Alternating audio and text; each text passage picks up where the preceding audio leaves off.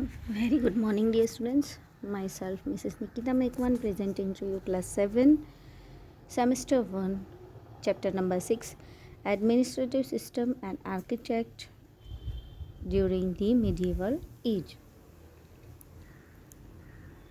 The heading of chapter itself tells us about what we will study in this chapter. The administrative system.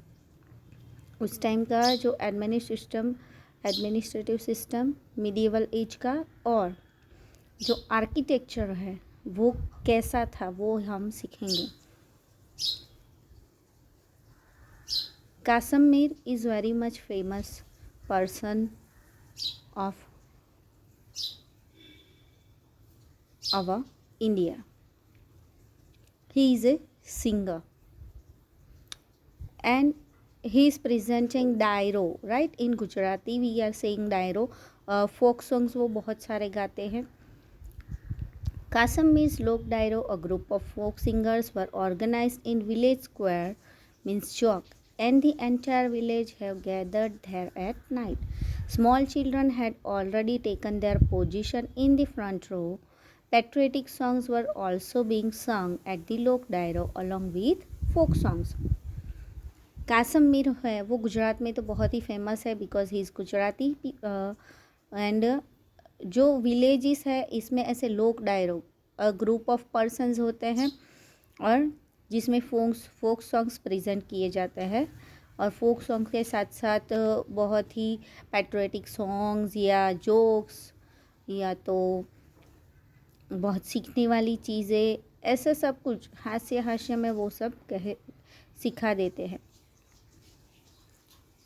उत्सव like Paliya recital ने means song sung in honour of martyrs. Paliya means किसे कहते हैं? पालिया जो song गाए जाते हैं जो मार्टियर्स के लिए. मार्टियर्स मीन्स जो युद्ध में मर जाते हैं वो बहुत ही फेमस हुए हैं. The next day he ask his grandfather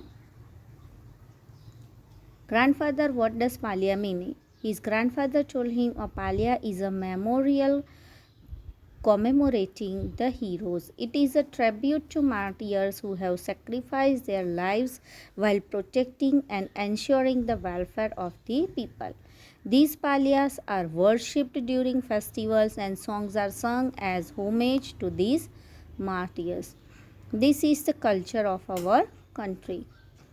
Okay, पालिया का मीनिंग जो एक दादाजी के द्वारा समझाया जाता है एक पोते को कि पालिया वो एक मेमोरियल कॉमेरेटिंग है. कॉमेमोरेटिंग मीन्स एक उनको श्रद्धांजलि दी जाती है जो युद्ध में शहीद हो गए हैं. उन्होंने अपनी जान की परवाह न की है बाकी पूरे देश की रक्षा की है तो उनके बिहाफ पे पालियास बनाए जाते हैं. अगर उनका घर आसपास में है तो उनकी जो घर की गली है उससे पहले ऐसे पालियास बनाए जाते हैं. आप नोटिस करोगे अपने आसपास ऑब्जर्व करोगे तो आपको मिल जाएगा. Utsav and his friends requested his grandfather, please enlighten us about the culture of our country. Wait, said grandpa. He went in and came back with some pictures. He then asked Utsav, can you see temples in this picture? It seems as if those stones have their own stories to narrate. Isn't it? Today I shall tell you about the civilization and culture of Rajput age. तो उत्सव और उसके friends दादाजी के पास जाते हैं और कहते हैं कि आप क्या हमें और कुछ चीज़ें बता सकते हैं हमने हमारी कंट्री के कल्चर के बारे में. देन उसके ग्रैंडपा कहते हैं वेट. फिर वो अंदर जाके कुछ पिक्चर अपने साथ लेके वापस आते हैं और उत्सव को फ्रेंड्स को कहते हैं पिक्चर दिखा के कि आपको इसमें टेम्पल्स दिखते हैं. टेम्पल्स में जो स्टोन है जो रखे गए हैं उसकी अपनी ही एक स्टोरी है. तो उसके बिहाफ पे जो दादाजी है वो राजपूत एज मिडिएवल एज की जो सभी स्टोरी है civilization and culture how they were living वो सब चीज़ें के बारे में बताएंगे. Administrative system during the Rajput age. During the Rajput era, India was not ruled over by any one king. India was divided into big and small states. The extent of each kingdom depended on their king's military prowess. You have been briefed about the Rajput king and densities in the previous chapter. In this chapter, you will learn about their administrative system, literature, architecture, and external invention during that time. Okay Rajput era में जैसे ही हम chapter number आगे के chapter में सीख चुके हैं, chapter number 4 में, कि उस टाइम पे कोई एक किंग नहीं था, बहुत सारे किंग थे, राइट। और उन्होंने अपना एरिया जो है वो बिग और स्मॉल पार्ट में डिवाइड किया हुआ था। जिसकी की मिलिट्री ज़्यादा, जिसकी फोर्स ज़्यादा, वो बड़ा किंग ऐसे माना जाता था। तो प्रीवियस चैप्टर में हम राजपूत किंग और डेंसिटी के बारे में सीखे। Now this chapter will learn about administrative system, literature, architecture और external invention. External invention means उन्होंने कैसे कैसे जो आर्किटेक्चर सब बनाए हैं, क्या क्या काम किया है, उसके बारे में। एक्सटर्नल मीन्स क्या क्या कैसे कैसे काम किए हैं बाहर की दुनिया के लिए, वो हम सीखेंगे। First of all, let's learn about administrative system of medieval age or Rajput era. After the 7th century, various Rajput densities ruled in India. However, even though different densities came to power, there was little change in administrative system. Though kingship was hereditary, it was not compulsory that the eldest son would always automatically become the next king. The higher appearance selected by the king was called crown prince. In some cases, even people and ministers elected or selected their king. For example, while in Kashmir, King Yashkara was selected and enthroned by the Brahmin group in Gujarat. Kumarpal was selected as the successor by the Council of Ministers. तो 7th century के बाद जो Rajput density है वो India के बहुत से part में, नॉर्थ साउथ में, दोनों ही पार्टों में राज्य करती थी। तो किंगशिप उनको हेरिडिटरी में मिलती थी। ऐसा ही नहीं था कि चलो कोई राजा है और उसका बड़ा बेटा है, 3-4 बेटे हैं, तो उसके बड़े बेटे को ही किंग बनाया जाए, माथे पे ताज पहनाया जाए। कई बार जो किंग के दरबार में कोई पर्सन है वो काम करता है, तो वो बहुत ही ज़्यादा, अगर उसका अच्छा परफॉर्मेंस हो तो भी उसे क्राउन प्रिंस बनाया जाता था। और जो मिनिस्टर्स हैं ये उनको भी इलेक्शन करके, अभी के ज़माने में जैसे हम इलेक्शन करके अपने लिए पर्सन ढूंढते थे, उस समय भी इलेक्शन करके वो किंग सिलेक्ट करते थे। जैसे कि कश्मीर में किंग यशकारा वो सिलेक्टेड हुआ था बाय द ब्राह्मण ग्रुप और उसे किंग पहनाया गया, ताज पहनाया गया था। और गुजरात में कुमारपाल देसाई है, वो उसकी काउंसिल ऑफ मिनिस्ट्री के द्वारा वो किंग चुना गया था।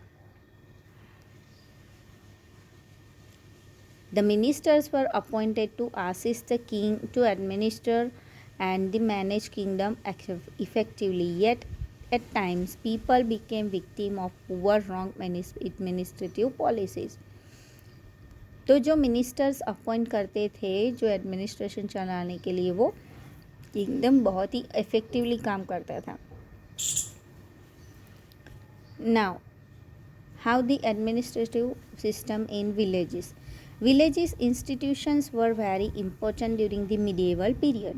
The panchayat looked after its administration. The head of the panchayat was called Mukhi or Sarpanch, and he was responsible for protecting and delivering justice to the villagers. His was the final word. Still, in many cases, the Gram Sabha would also have verdict and punish culprits.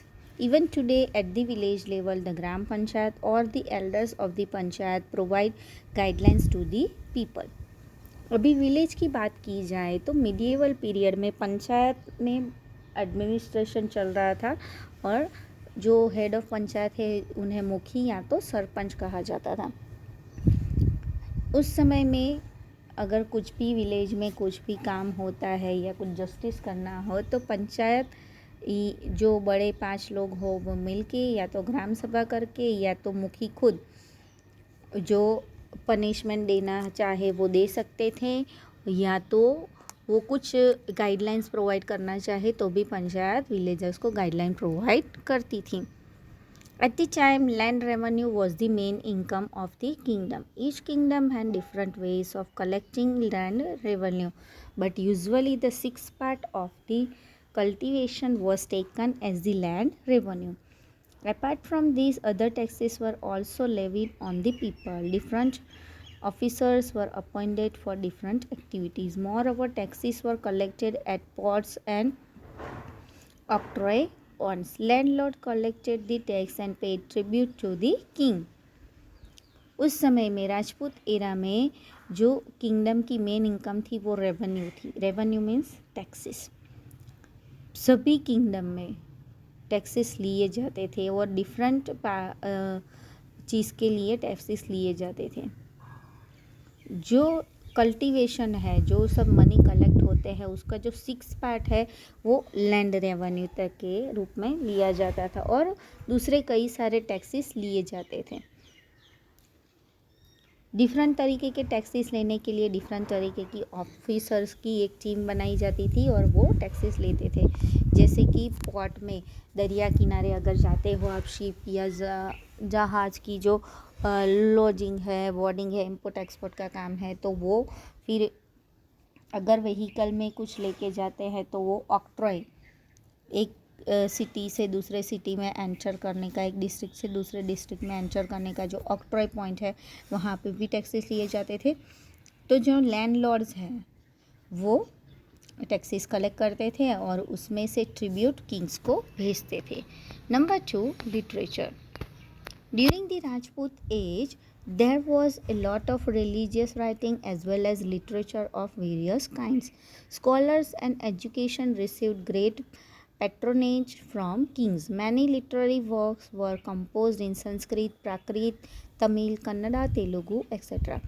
The great Sanskrit poet Maa composed the epic of Shishupal Vada. These epics describe the killing of Shishupal Vada by Sri Krishna. Similarly, another poet, Sri Harsh, wrote the epic Naisad Charitra, which is about the story of Nal and Damayanti. Even songs by Radha and other gopis sung in praise of Lord Krishna were presented in a lyrical manner.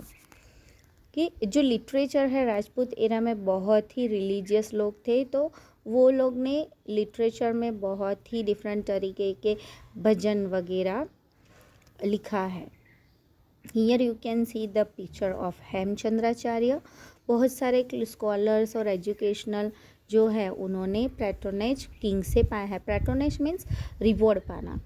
Okay, सो बहुत ही literally work या poem है या तो story है या कोई compose करते हैं, एपिक लिखा जाता है.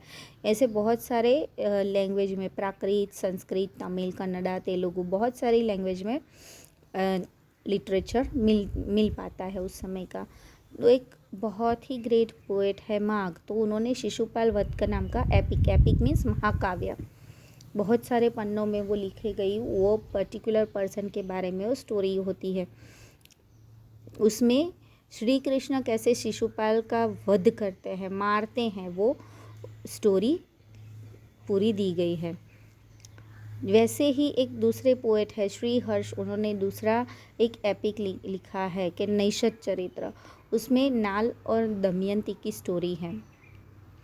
इवन जो गोपी और राधाओं ने सॉन्ग गाए थे लॉर्ड कृष्णा के लिए, वो भी लिरिकल मैनर में उस टाइम में प्रेजेंट किए गए हैं. The biography and achievements of the kings were also composed in poetical manner. Hemchandracharya wrote Kumarpal Charitra based on the life of Solanki king of Gujarat, Kumarpal, and a grammar book, Siddhem Shabdbhushan. As the title indicates, the name of King Siddharaj Jaisi and Hemchandracharya are associated with this book. This book was considered so important that it was placed on an elephant during a procession in Patan. Okay. बहुत सारी biography king में, जो अच्छे अच्छे king हो गए उनके पर और उनके अचीवमेंट के ऊपर बायोग्राफी लिखी गई है। और हेमचंद्राचार्य जो बहुत ही ग्रेट पोएट है, उन्होंने गुजरात के जो किंग है सोलंकी काल के कुमारपाल, तो उनके ऊपर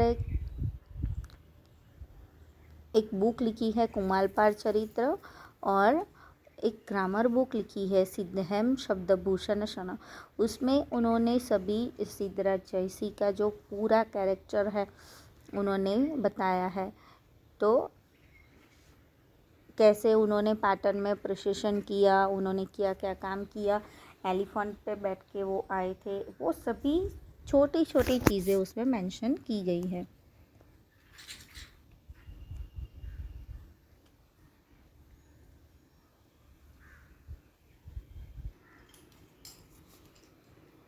Not only poetry but plays were also written during that time. Bhavbhuti wrote Uttam Charitra, while Pandit Narayana composed Hitopadesh, a collection of stories based on the Panchtantra. Either your school or nearby library must having books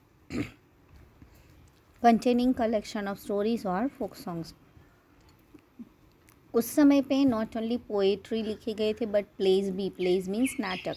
तो भवभूति ने उत्तम चरित्र जैसे एक नाटक लिखा था जब भी पंडित नारायण ने हितोपदेश कंपोज किया था, जो कि पंचतंत्र पे बेस्ड है।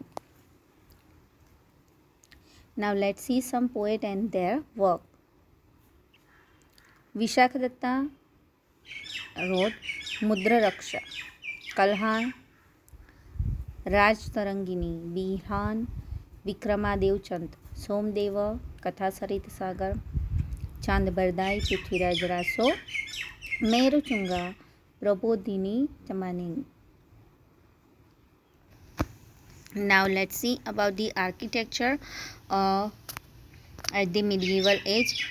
Among the various construction during the Rajput age, temple construction is noteworthy. The Rajput kings were fond of constructing grand and artistic buildings. The architecture and sculpture of that time is evident from the temple, forts, palaces, lakes, etc. Here you can see the Thanjavur temple, how it's architected by only stones. कि उस time पे cement वीमेंट वगैरह कुछ नहीं था, तो उस समय के जो किंग्स है वो आर्किटेक्चर के बहुत ही उनके पसंद था, इसलिए उन्होंने बहुत ही बड़ी बड़ी बिल्डिंग और आर्किटेक्चर वाली बिल्डिंग मीन्स बहुत ही डिज़ाइन की हुई और बहुत ही मजबूत टेम्पल, फोर्ट्स, पैलेसेस, लेक्स वगैरह बनवाए हैं। Among the temples, Khajuraho in Madhya Pradesh and the Puri temple of Lord Jagannath are famous of their architecture and sculpture. The Sun Temple of Karnak was also built during that time. The Karnak temple was constructed with great fitness and was shaped like chariot driven by 7 horses. Among the other Sun temples of India, the Marchand Temple of Kashmir and Modhera Sun Temple of Gujarat are famous. The prominent feature of Modhera Temple is that the first rays of the sun fall directly on idol. Here you can see in picture of Khajuraho. Khajuraho जो temple है वो मध्य प्रदेश में आया है, और पुरी में जो जगन्नाथ भगवान की जो फेमस मंदिर आया है वो बहुत ही उस समय का फेमस, और अभी तक वो इतना ही फेमस है। सन टेम्पल जो है कोणार्क में, वो उस राजपूत एरा में बनाया गया था, तो उसकी जो फाइननेस है, उसमें जो ग्रेट आर्किटेक्चर वर्क किया गया है, और जो रथ है जो 7 हॉर्सेस से खींचा जा रहा है, वो सही में लगता है कि इस तरीके से शेप किया गया है कि सही में वो हॉर्सेस चला ही रहे हैं। उसमें से एक मार्चन टेम्पल है जो कश्मीर में है, और मोढेरा का सन टेम्पल जो गुजरात में है, तो वो बहुत ही फेमस फीचर है हमारे कंट्री का। और जो मोढेरा सन टेम्पल है उसकी खासियत ये है कि जो पहला सनराइज होता है वो अंदर भगवान की मूर्ति पे ही जाके गिरता है, उस तरीके से उसे आर्किटेक्ट किया गया है। The Ellora caves of the Deccan have caves representing their religions like Hinduism, Buddhism, and Jainism. One among these is the Grand Kailash Temple. The Elephanta caves near Mumbai have beautiful three-faced sculpture of Lord Shiva. The Meenakshi temple at Madurai is famous all over India. The temples of South India are especially well known for their imposing gateways called Gopurams. After hearing about the fame of such grand temples, many foreign invaders came to loot them. The magnificent Somnath temple of Gujarat was attacked many times. जो Deccan area में है इलोरा की caves, वो जो religious के 3 religion है, Hinduism, Buddhism and Jainism का great example है। और उसके बीच में जो कैलाश टेम्पल है और एलिफेंटा केव है जो बॉम्बे में है, वो उसमें एकदम ब्यूटीफुल स्ट्रक्चर बनाया गया है, स्कल्पचर बनाया गया है भगवान शिव का, जिनके 3 फेसिस हैं। मीनाक्षी टेम्पल है जो मदुराई में, वो भी बहुत ही फेमस है। और साउथ इंडिया के जो टेम्पल्स है जिसका गोपुराम्स कहा जाता है, राइट, तो वो बहुत सारे ग्रैंड टेम्पल्स है और इतने सारे टेम्पल्स और इतने रिच टेम्पल्स बनाए गए हैं, तो जो फॉरेनर्स है उसे कई बार उन्होंने अटैक किया है टेम्पल्स को लूटने के लिए। उसमें से एक है गुजरात में आया हुआ सोमनाथ का टेम्पल। उस पर बहुत ही टाइम जो मुस्लिम्स राजा थे उन्होंने अटैक किया है। Now Mohammad Ghazni.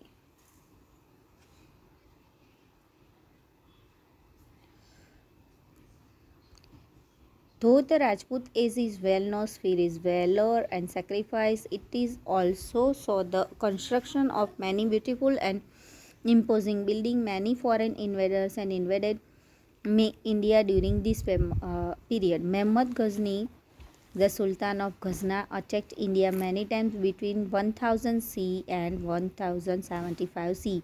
In spite of facing problems during the attacks, he continued to plunder India with full force. आप देख सकते हो यहाँ पे मोहम्मद गजनी जो था वो इंडिया के ऊपर उसने बहुत टाइम अटैक किया था। और जो राजपूत एरा के टाइम में उन्होंने अटैक किया था, तो उस समय के जो फेमस कंस्ट्रक्शन है, जो बिल्डिंग्स है, उसको भी उन्होंने डिस्ट्रॉय करने की कोशिश की थी। आप देख सकते हो गजनी पाकिस्तान पेशावर से आया था, कश्मीर से होके, और उसने अटैक किया था अटक पे, नागरकोट पे, लाहौर, पेशावर होके वो अलहिंद पाटणवान गुजरात तक भी आया था। कलांजर, कनौज, अजमेर, बहुत सारी जगहों पे उन्हें अटैक किया था। और सोमनाथ पर भी उन्होंने अटैक किया था। वेरावल, सोमनाथ, आप देख सकते हो बहुत सारी बार उन्होंने अटैक किया है। सो he continued to plunder India with full force. During one such attack, when Gujarat was under Bhimdev Solanki's rule, he plundered Somnath. Many people from Saurashtra and Gujarat joined Bhimdev Solanki and tried to protect Somnath but failed. जब मोहम्मद गजनी ने बहुत बार attack किया जो गुजरात में Somnath temple है, तो उस समय जब भी भीमदेव सोलंकी जो राजा थे, उनके राज्य में रहते बहुत सारे लोगों ने उनको सपोर्ट किया और सोमनाथ को बचाने के लिए। बट मोहम्मद गजनी की जो आर्मी थी वो बहुत ही पावरफुल थी और उस समय के जितने शस्त्र थे वो उनके पास थे, तो वो जीत गए और भीमदेव सोलंकी सोमनाथ को बचा नहीं पाए। Now change of power at Delhi. After the demise of Muhammad Ghazni, the leaders of Ghazna started vying for the throne. However, the Rajput kings did not take advantage of his weakness. Meanwhile, Shahabuddin Ghori established a strong rule in Ghazna, decided to attack India. His intention was not to loot but establish his rule here. Mohammad Ghazni के बाद जो गजना के leaders हैं उन्होंने बहुत सारे अंदर बहुत सारे झगड़े हुए किंग बनने के लिए, बट राजपूत के किंग थे उन्होंने इसका एडवांटेज नहीं लिया। तो उस समय में जो शहाबुद्दीन घोरी है उन्होंने गजना पे स्ट्रॉन्ग रोल किया और उन्होंने इंडिया पे अटैक करने का सोचा। तो उनका इंटेंशन लूटपाट करने का नहीं था, बट इंडिया पे रूल करने का था। Initially he wasn't successful. He could not forget his defeat by Queen Naika Devi of Ahinwal Patad, and therefore he did not attack India for 12 years. Finally, the second time he attacked Delhi. जो शहाबुद्दीन घोरी हैं वो India पे attack करना चाहते थे क्योंकि उनको India पे रूल करना था, बट जो राजपूत एरा में नाइकी देवी अहिलवाड़ पाटन की क्वीन थी। आप पहले चैप्टर में राजपूत एज में सीख चुके हो कि लेडीज़ भी राज्य करती थी। उस समय पे जो शहाबुद्दीन घोरी है उसने अटैक किया था एक बार और नाइकी देवी ने उन्हें हरा दिया था। तब से उन्होंने 12 ईयर तक दोबारा अटैक करने के लिए सोचा ही नहीं था। इतनी बुरी तरह से वो पराजित हुए थे मोहम्मद घोरी कि उसने दोबारा अटैक नहीं किया 12 सालों तक। पर सेकंड टाइम ने उन्होंने दिल्ली पे अटैक किया। Prithviraj fought bravely but without any prior preparation और help from other Rajput kings. With his defeat, the Rajput rule come to an end in Delhi. As a result, Shahabuddin established his rule there and extended his kingdom. जो पृथ्वीराज चौहान है उन्होंने तभी दिल्ली में उनका राज चल रहा था, तो मोहम्मद घोरी ने उन्हें बहुत ही बुरी तरीके से बचाया। पृथ्वीराज ने उनकी आखिरी सांस तक उनसे लड़ाई की, बट वो जीत नहीं पाए क्योंकि जो दूसरे राजपूत राजा थे उन्होंने उनकी मदद नहीं की। तो इस वजह से शहाबुद्दीन घोरी वो दिल्ली पे उन्होंने अपना किंगडम बसा लिया और पृथ्वीराज को हरा दिया। तो Shahabuddin his slaves who was also his commander Qutubuddin Aibak ascended the throne. He was known as the founder of slave density.